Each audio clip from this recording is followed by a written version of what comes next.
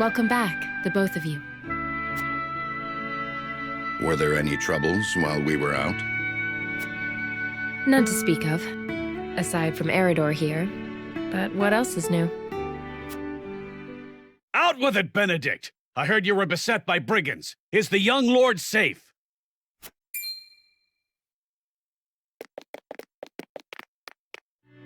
Lower your voice. Must you always shout so? Or can't you see that it was that big mouth of yours that invited trouble in the first place? There is no cause for concern, Eridor. Besides, I'm not a child anymore. Mayhap not, my lord. But I've known you since you were knee-high to a... never you mind.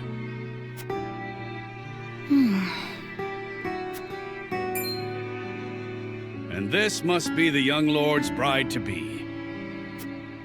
I am Frederica. It is a pleasure and honor to meet you all.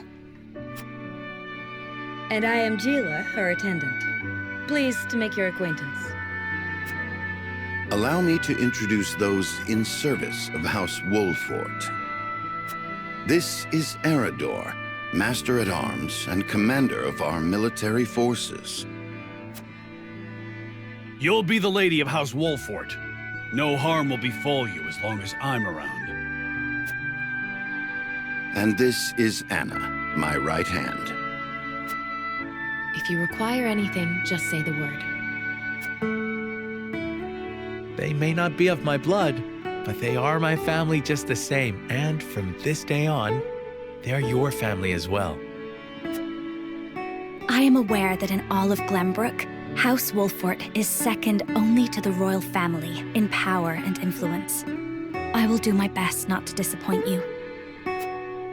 A joyous day this is! The little lord grew up and found himself the perfect bride. Nigh brings a tear to my eye. His voice certainly does carry. Sorry, my lady, but you'll have to get used to it.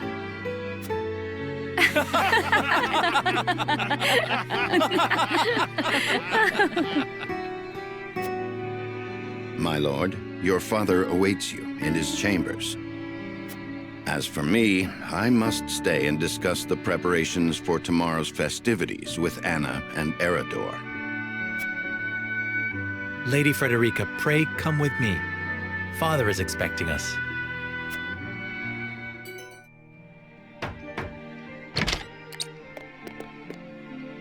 Father, I bring to you my betrothed, the Lady Frederica. A pleasure to meet you, my lord. I am Frederica of House Esfrost. Ho ho! The pleasure is all mine. Were it not for the efforts of House Wolfort, the Saltiron War would rage on still today. I do not deserve the honor of joining your esteemed family, but I will endeavor to serve you all the same. There is no need for such formalities, my girl. You are tired from your journey, I am sure. Pray rest easy tonight. Thank you, my lord. I believe that in any journey, the first step is the most important. Before we go forward together, I should like to know why you chose to welcome one of Rosellan blood, such as I. Oh, I'd heard you were a strong-willed one. Pray forgive my insolence. And yet, I am set to marry into a mighty house of a foreign nation. I should like to know what you wish of me, that I might live up to your expectations. A most reasonable request. Both of you, listen well. Yes, Father.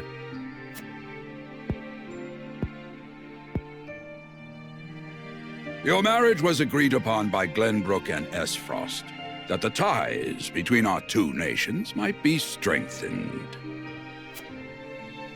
To give us more leverage against Hyzant with their monopoly over salt. Precisely. With Glenbrook and Esfrost consolidating their power, Hyzant was left with little choice but to join the alliance. And yet, while Lady Frederica is indeed the Archduke's sister, at the same time she is the daughter of a Rosellan concubine. And House Wolford, for all our military prowess, is no more than a bannerman of the king. If the aim was to forge the strongest bond we could between our two nations, It would be far more appropriate for my sister, Lady Erica, to wed the Crown Prince of Glenbrook. just so, yet neither nation chose that. And do you know why? So that if relations between our two countries were to take a turn for the worse, We could be cast away like pawns. Precisely. Such are the schemes of those who rule nations.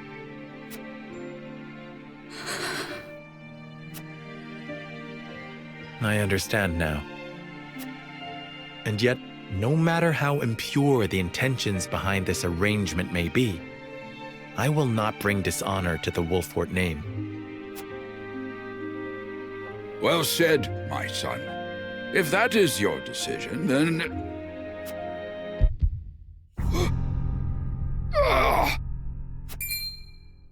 Father!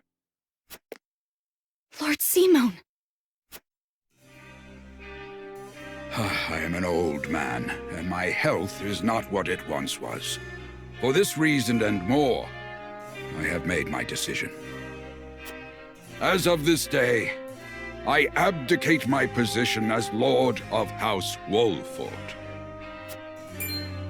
You will serve in my stead from tomorrow forth, my son. But, Father, I am not ready to...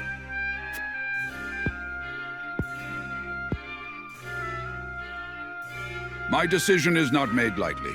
You have already shown me, with your words and your deeds, that you are more than ready. Think always about what your subjects need from you. Weigh your choices carefully, then take action. Do so, and I have no doubt you will make a great lord. And trust in Benedict. He shall serve you as well as he did me.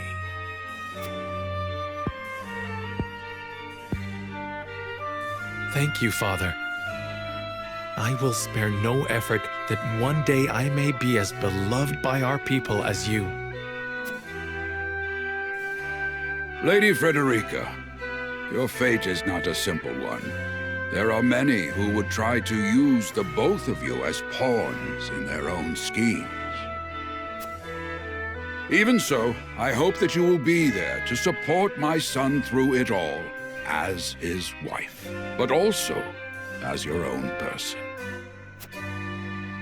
This is House Wolfort's entreaty, and the wish of a father. Of course, my lord. 'Twas my intention from the moment I boarded the ship.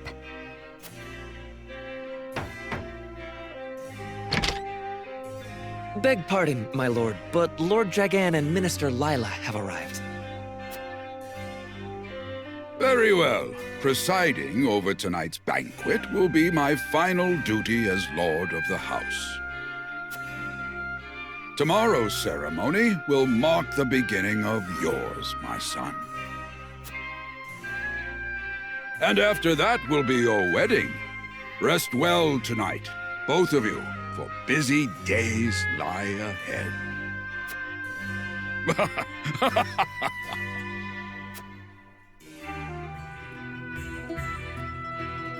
As you are well aware, there are two events of utmost importance to be conducted before Lord Serenella and his bride are wed. The ceremony to commemorate the joint mining venture.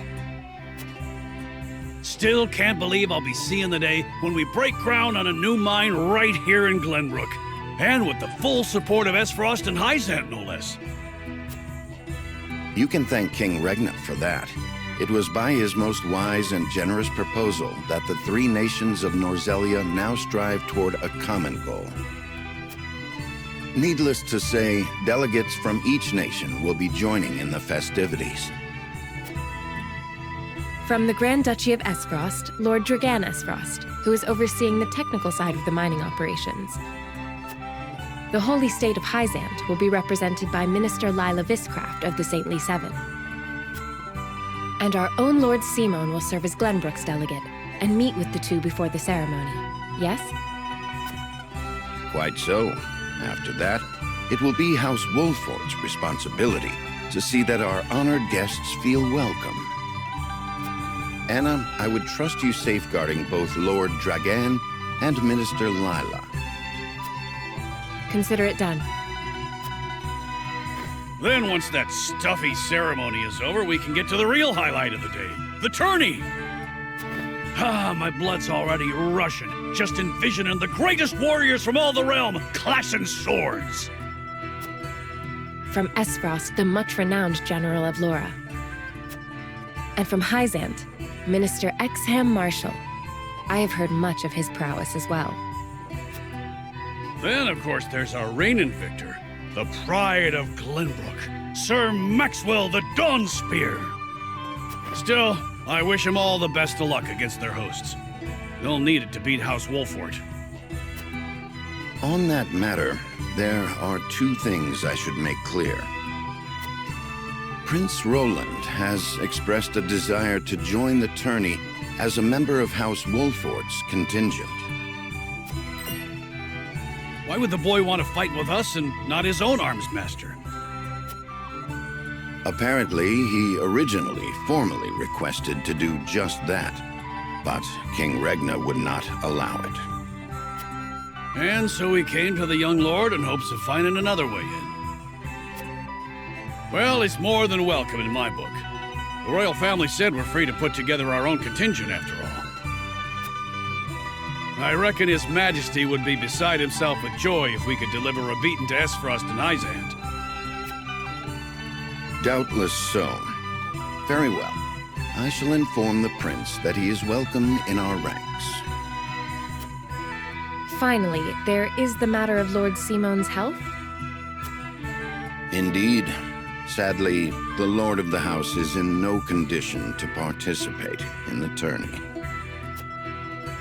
Barring some miracle, I anticipate that Lord Serenoa will have to fight in his Lord Father's stead. Lord Simon. I suppose age takes its toll on even the mightiest of men.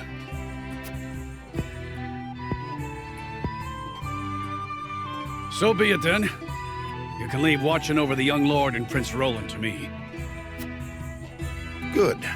I remind you that while this is a joyous occasion, all of our attendees have their own reasons for coming. Let us not give them an opportunity to catch us unaware.